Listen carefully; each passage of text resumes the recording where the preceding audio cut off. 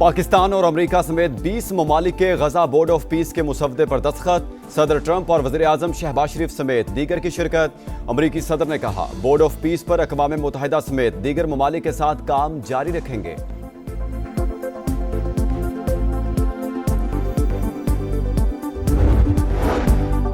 सानिया गुल प्लाजा लाशें मिलने का सिलसिला ना रुका। अमवात की तादाद 62, 77 अफराद अब तक लापता।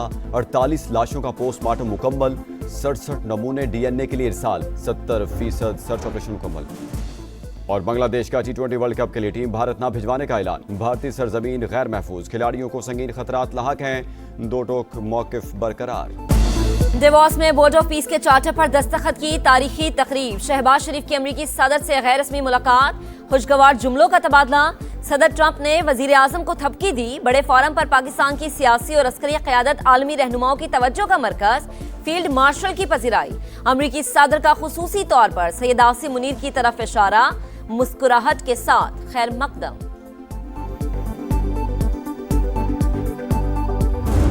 दुनिया के अहम तरीन फोरम पर फिर पाक भारत जंग रुकवाने का क्रेडिट। सदर ट्रंप ने सच्चाई दुनिया को बताई।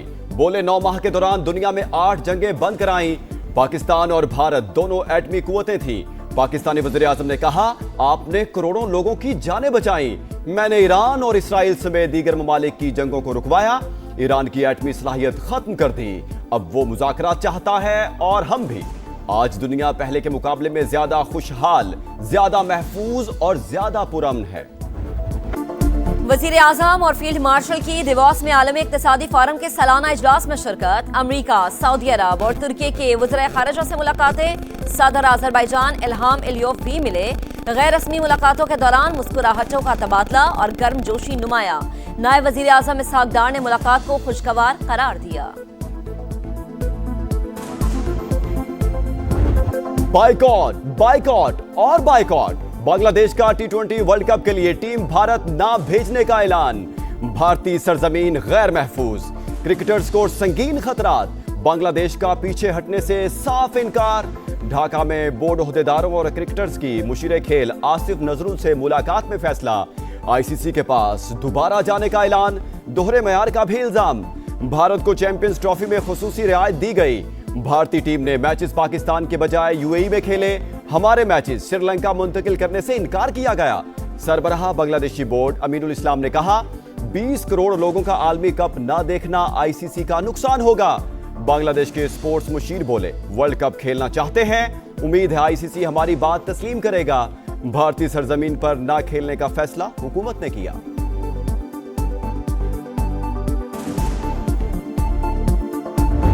कराची को आर्टिकल 148, आर्टिकल 149 के तहत फेडरल टेरिटरी का हिस्सा बनाया जाए। ये 18वीं तरमीम का ड्रामा अब खत्म हो जाना चाहिए। ये 18वीं तरमीम हमें मार रही है, हमारी नस्ल कुशी कर रही है। बात करो तो कहते हैं कि आपने बल्दिया फैक्ट्री जलाई थी, तो मारे ना हमें, पकड़े ना हमें, फांसी देना हमें, लेकिन ये ना करें। ये जमहूरी दहशतगर्दी बंद करें। आप हमें ये सिला दे रहे हैं, इनके हवाले कर दिया हमें।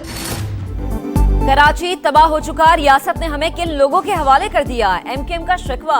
शहर कायद को विफाक का हिस्सा और मुआशी दारुल हुकूमत बनाने का मुतालबा। मुस्तफा कमाल बोले पीपल्स पार्टी कुछ नहीं कर रही। 18वीं तरमीम से हमारी नस्ल कुशी की जा रही है।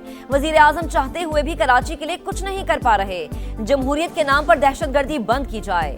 सिंध हुकूमत से शिकायत करें तो बल्दिया फैक्ट्री और बोरी बंद लाशों का ताना दिया जाता है।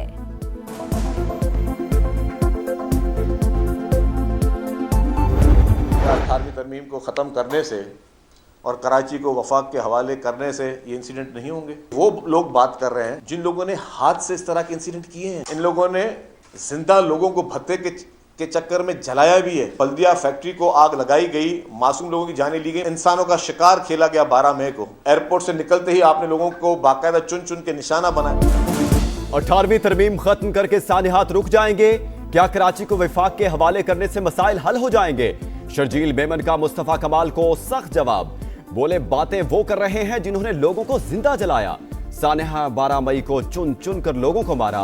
18वीं तरमीम पर ख्वाजा आसिफ के बाद मुस्तफा कमाल का बयान समझ से बालातर करार। सानिहाए गुल प्लाजा लाशें मिलने का सिलसिला ना रुका। अमवात की तादाद 62, 77 अफराद अब तक लापता। 48 लाशों का पोस्टमार्टम मुकम्मल।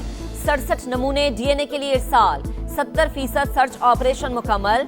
गुल प्लाजा के सामने वाला एक ट्रैक खोल दिया गया। आग कैसे लगी और इतनी तेजी से क्यों फैली, सुराग लगाया जाएगा। तहकीकाती हुकाम ने मलबे की फॉरेंसिक जांच कराने का फैसला कर लिया। एसबीसीए ने गुल प्लाजा की इमारत को खतरनाक करार दे दिया। सिंध हुकूमत मुतासरीन को बिला सूद कर्ज देगी। कारोबार की बहाली में भी मुआविनत करेगी।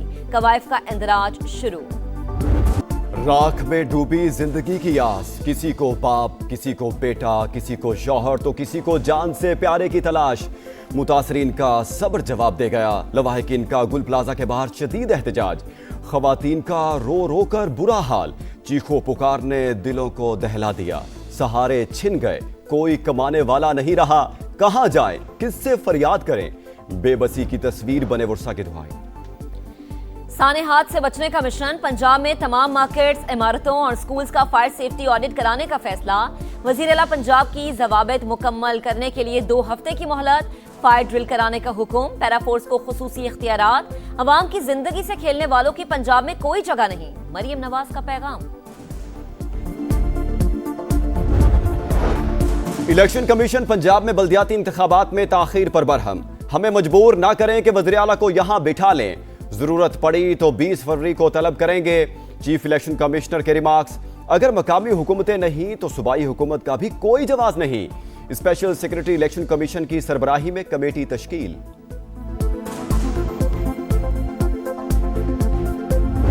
इतना ज्यादा टैक्स कर दिए रियल एस्टेट बिजनेस को। एक रियल एस्टेट अगर एक घर बनता है या एक हायर 40 डिफरेंट किस्म के बिजनेसेस हैं जो उसके साथ चलते हैं। रियल एस्टेट सेक्टर बैठ गया, 40 की 40 इंडस्ट्रियां भी बैठ गई उसके साथ। रियल एस्टेट का शोबा टैक्सेस के बोझ तले दब गया। 40 इंडस्ट्रीज मुतासर हो रही हैं। एफपीसीसीआई के रहनुमा एसएम तनवीर ने खबरदार कर दिया। प्रोग्राम इकोनॉमी मैटर्स में गुफ्तगू करते हुए एप्टमा के चेयरमैन कामरान अरशद बोले, महंगी बिजली और गैस के होते इंडस्ट्री नहीं चल सकती। बरामदात बढ़ाने के लिए टैक्सेस के बोझ और शरह सूद में कमी लाना होगी।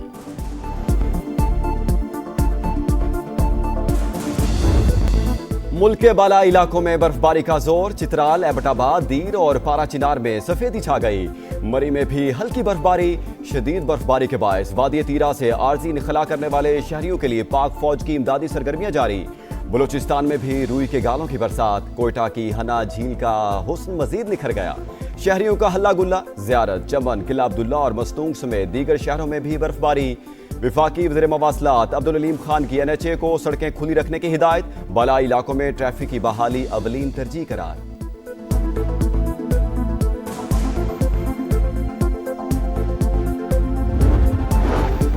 कराची में कहीं स्ट्रीट क्रिमिनल तो कहीं खुले मैनहोल शहरियों की जान लेने लगे। न्यू कराची में डकैती मज़ाहमत पर एक शख्स जान से गया। पुलिस का 2 लुटेरों की गिरफ्तारी का दावा। फेडरल बी एरिया में मैनहोल में गिरकर 70 साल का इनायत जान से गया। लाश निकाल ली गई। बकरे की मां कब तक खैर मनाएगी। लाहौर से ज्वेलर्स का 20 किलो सोना लेकर फरार होने वाला इस्लामाबाद से पकड़ा गया। मुलजिम शेख वसीम की गिरफ्तारी मोबाइल लोकेशंस और सीसीटीवी की मदद से अमल में आई। मजीद तफ्तीश जारी। मुलजिम कानून की पकड़ में आ चुका। अब जल्द से जल्द जमा पूंजी वापस दिलवाई जाए, मुतासरीन का मुतालबा।